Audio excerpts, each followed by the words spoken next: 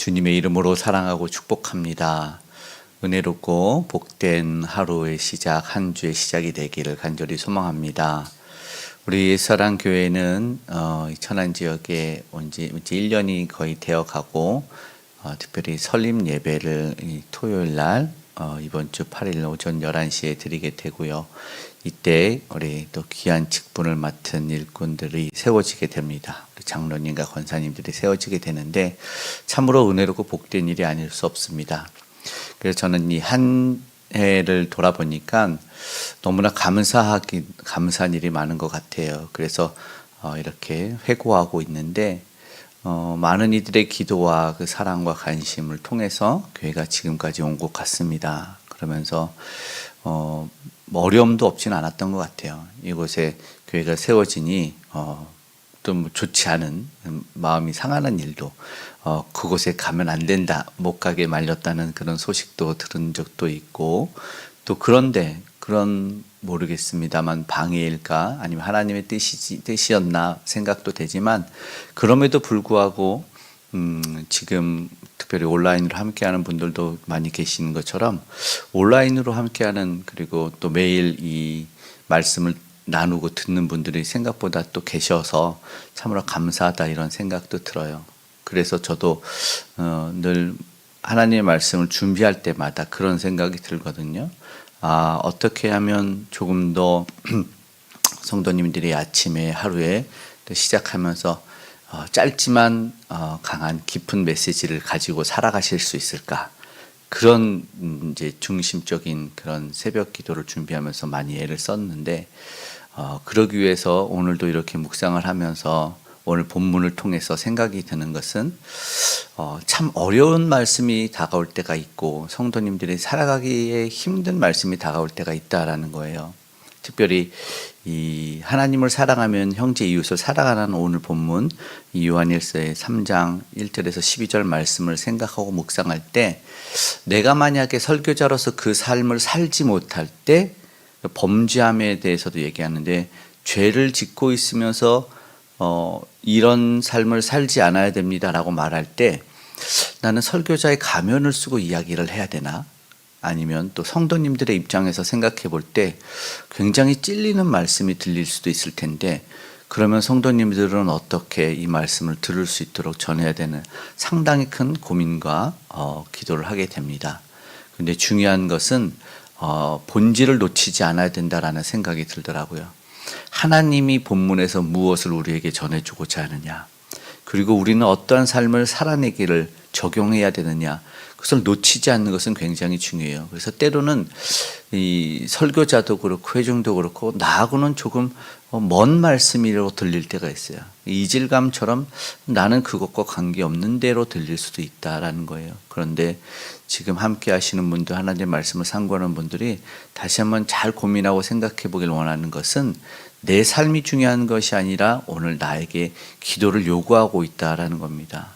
하나님이 어떠한 기도를, 하나님이 작은 교회를 통해서, 세워진 교회를 통해서 어떠한 기도를 하길 원하셨는지, 그리고 나의 삶을 통해서, 나의 기도를 통해서 하나님은 어떠한 것을 받길 원하시는지, 하나님은 지금 나와 큰 관계와 상관이 없을지라도 나에게 요구하는 삶이 무엇인지를 우리는 진지하게 고민하고 생각해 봐야 된다는 것입니다. 오늘 우리는 그러기 위해서 하나님의 자녀로 살아가기, 우리 또 손경민 목사님의 근래 찬양 중에서 굉장히 우리에게 많은 감명을 준 것은 하나님의 자녀로 살아가는 것, 쉽지 않지만 얼마나 큰 감사이고 은혜인지를 우리가 고백하는데, 이전에 최근의 노래가 아니고, 사실 오늘 본문에 보니까 하나님의 자녀의 정체성을 회복하는 것은 이 하나님을 정말 사랑한 사도가 이 다음 세대의 우리 일꾼들과 믿음의 세대에 꼭 말해주고 싶었던 것이었다라는 것을 보게 됩니다. 오늘 함께하는, 그리고 말씀 가운데 하나님을 사랑하며 기도로 나아가기를 사랑하는 성도님들이 그것 하나 먼저 기억했으면 좋겠습니다. 나는 하나님의 자녀로 살아가고 있는가? 오늘 그 모습을 봤으면 좋겠어요. 왜냐하면 세상에 속한 자는 그것을 모른다고 합니다.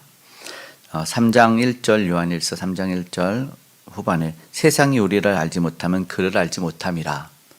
우리가 누구인지도 알지 못하기 때문에 우리를 박해할 수도 있고, 하나님을 모르기 때문에 우리에 대한 멸시천대가 가능한 겁니다.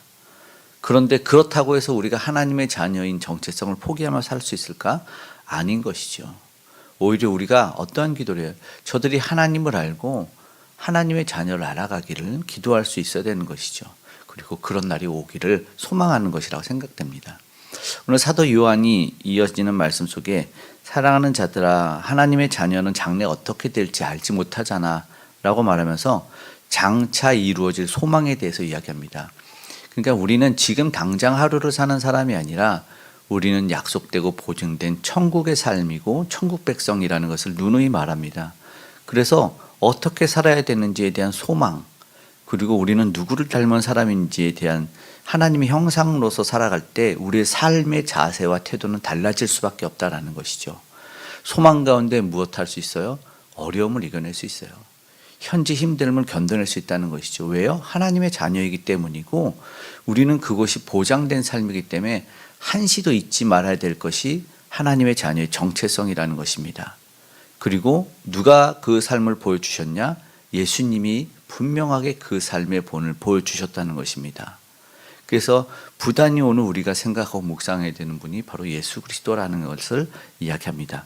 직접적이진 않지만 돌려서 계속해서 이야기하는 것이 바로 그와 같은 것입니다.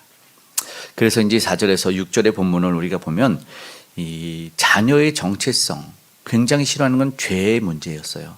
그래서 4절에 죄를 짓는 자는 불법이고, 그리고 그가 나타나신, 바로 예수님을 말하죠. 5절에 그가 나타나신 이유는 우리의 그 죄를 없애려고 하기 위한 이유다라는 것을 이야기하는 것이죠.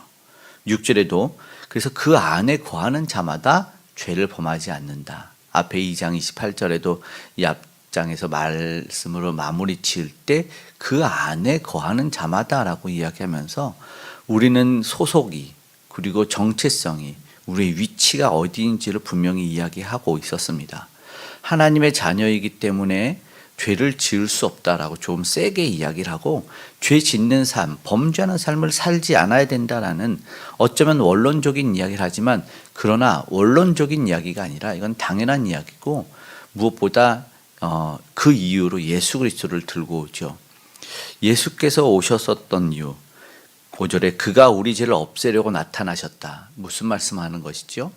앞에서 이야기하면서 계속해서 이야기하는 것은 여기 함축된 이야기가 뭐냐면, 예수님이 이 땅에 오셔서 십자가에서 왜 죽으셨는 줄 아냐?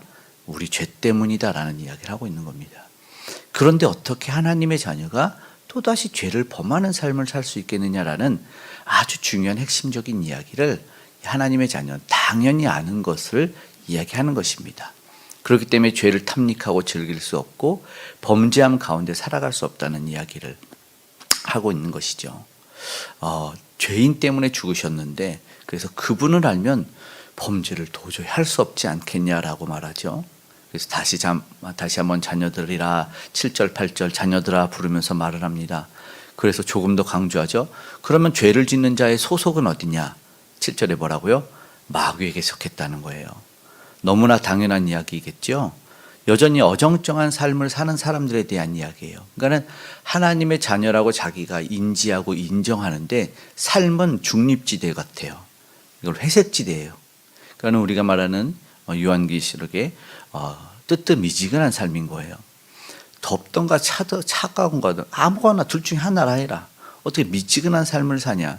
중립에서 니도 아니고 저도 아니고, 죄를 범하는 것 같기도 하고 안 하는 것 같기도 하고, 의를 행하는 것 같기도 하고 안 하는 것, 이런 삶을 살 수가 없다. 너 분명히 해라라는 것입니다. 왜냐하면 죄를 지으면 마귀에게 속한 삶이고, 8절에 그리고 중요한 것은 하나님의 아들이 또 이야기하죠. 8절 중반에 하나님의 아들이 왜 나타났냐? 이 마귀를 멸하기 위해 나타났다라는 거예요. 그걸 다시 한번 강조해요. 예수님이 왜 이 땅에 오셨냐? 그러면 지금 우리가 왜 하나님의 자녀로 살 수 있게 됐냐? 그가 그 마귀를 멸해 십자가에서 죽으셔서 오늘 우리가 하나님의 자녀로 살아가게 되었다는 이야기를 하는 것이에요. 절대로 부인할 수 없는, 결국 그런데 사도 요한의 마음을 한번 읽어보니까 그런 생각이 들어요. 너무나 사랑한 사도예요. 예수님을 너무나 사랑했는데 왜 그 사도가 예수님을 십자가로 보내야만 했을까요? 죄 때문인 거예요. 예수님을 십자가로 보내고 싶지 않았어요. 예수님을 그곳에 못 따라 매어서 피 흘려 죽이고 싶지 않았어요. 근데 왜 그 사랑하는 예수님을 내어주었냐? 죄 때문인 거예요. 사도 요한은 예수님을 사랑할수록 죄가 밉고 죄가 너무 싫고 죄를 저주하고 싶은 거예요. 그러니까 그 마음을 알려주고 싶었던 것 같아요. 나는 예수님 너무 사랑해. 근데 우리 예수님을 죽인 건 죄 때문이야. 너희의 삶 속에도 그런 일이 일어나야 된다. 예수님 사랑하면 죄 미워해야 돼. 왜냐하면 그 죄 때문에 그거 멸하려고, 마귀를 멸하려고 예수님이 이 땅에 오셔서 십자가에 죽으셨기 때문이다라는 것을 강조하는 것이죠. 왜? 예수님을 너무나 사랑하는 사도가 지금 그 이야기를 하고 있는 거예요. 사랑하면 사랑할수록 그 죄가 미워지는 거죠. 오늘도 예수님을 더욱 사랑할 수 있는 저와 여러분이 되기를 소망합니다. 그러고 이어지는 사실 신약의 내용을 열심히 연구한 김세훈 박사님이 있는데, 그분의 책들을 읽어보면 굉장히 하나의 메시지가 각인되는 게 있는데, 바로 하나님 사랑, 이웃 사랑이에요. 왜 우리는 이렇게 잘못된 삶을 살까라고 말하면 하나님을 사랑하지 않아서야. 왜 오늘 우리에게는 이런 아픔이 있을까요? 그러면 넌 이웃을 사랑하지 않아서야 라는, 이렇게 귀결시키는 굉장히 우리나라의 석학이신 김세훈 박사님, 그런 이야기를 계속해서 결론을 내고 귀결하시는데, 오늘 것도 사실은 그런 것 같습니다. 9절에서 10절에 자신의 정체성을 바로 아는 삶은 어떠한 삶일까 보니까 형제를 사랑하는데 뭐래요? 형제를 사랑하지 않는 일을 한다는 것이죠. 10절 중반에 그 형제를 사랑하지 아니하는 자는 하나님에 속하지 않았다. 하나님 사랑하고 형제 사랑하고 이웃 사랑하며 하나님에 속한 것이 자연스러운 삶의 태도로 보여지는 것인데, 그러지 않는 것은 너가 지금 잘못된 정체성과 잘못된 소속감을 가지고 있다는 것이죠. 그런데 보니까 하나님을 사랑하라는 이야기가 사도 요한이 처음 한 얘기가 절대 아닌 거예요.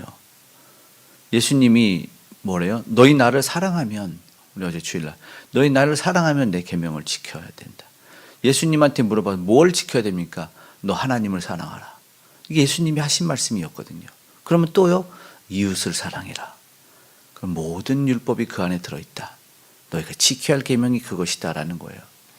사도 요한이 이 요한 서신을 적어서 후이 사람들에게, 믿음의 세대들에게 전하고 싶었던 메시지, 그가 사실은 앞에서도 전도는 사귐의 목적이 있어야 되고 사귐 속에서는 사랑하지 않으면 안 된다는 것을 강조했어요. 그것은 삶에서 드러나는 것이었고, 이것이 오늘 본문엔 정체성에 포함되는 것이에요. 하나님의 자녀는 그렇게 살아갈 수밖에 없다. 그런데 이것은 자신의 얘기가 아니고 이제 보니까 주님이 말씀하신 것을 재확인하는 문제였다라는 것이죠. 사랑하지 않는, 사랑하지 못하는 사람들을 바라보면서 그 모습이 12절에 보니까 가인 같았던 거예요.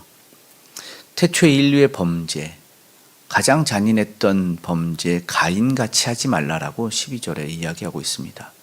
지금 형제의 모습 속에 사랑이 없고 그 사랑을 행하지 않는 모습을 보니까 사도 요한, 이 사랑의 사도가 보니까 가인 같은 거예요. 내가 죄를 범해서 내 죄를 지키기 위해서 의를 행하는 자를 죽인 거라는 그 해석을 해요. 왜 죽였을 것 같니? 12절에 이유를 죽인 이유는 자기 행위는 악하고 그의 아우 행위는 의로움이었기 때문에 죽였대요. 이것이 죄의 이유와 살인의 이유였다는 것인데, 이게 오늘 우리 믿음의 사람들의 삶도 살고 있는 모습이 아닌가라는 것에 대해서 하는 것이죠. 사랑하는 삶, 오늘 우리가 의로움을 회복해야 되는 이유는 내가 이웃을 사랑하지 못하고 내가 의롭지 못하고 왜 죽이기까지 하는 그런 모습, 비참하고 안타까운 모습, 그리고 예수님의 십자가의 죽음을 무색하게 하는 삶이 바로 그러한 사랑 없음의 삶, 범죄하는 삶, 죄인의 삶이기 때문에 그렇다는 것이죠. 그럼 오늘 우리는 교회를 세워서 개척해서 이 하나님의 사랑, 이웃사랑, 예수사랑을 실천하는 우리 예수사랑 교회가 십자가를 든든히 세워놓고 예수님의 이름으로 어떻게 살아가야 되는지를 다시 한번 결단하게 하는 것 같습니다. 네, 어떻게 살아야 되는지를 일깨워주는 것 같습니다. 오늘 우리가 회복해야 되는 것은 바로 예수 그리스도의 삶, 주님이 보여주신 삶인데, 그래야 되는 것 같아요. 그래서 요한은 사도는 사실은 그 삶 살아내는 거 사실 어려우니까 주님이 말씀한 보혜사 성령 받고 성령에 충만한 삶을 살아야 되고 앞에 있지 않은 그의 안에 거하라. 오늘도 그의 안에 거하지 않아서라고 말하는 것처럼 정말 흔들리지 않으면 우리가 어디에 속해야 되는지 주님을 붙들고 주님 안에 사는 삶을 그럴 때 바로 정체성이 회복되고 살아갈 수 있다 말하는 것입니다. 오늘 주 안에 산다면 죄가 미워질 것이고 변함없이 하나님의 자녀로 살아가기 위해서 부단히 애쓰는 삶을 살아낼 수 있을 줄 믿습니다. 오늘 우리 하루 한 주의 시작 가운데 또 우리가 해야 되는 기도 가운데 우리 주님이 동행하시기를 간절히 축복합니다. 아멘. 기도하겠습니다.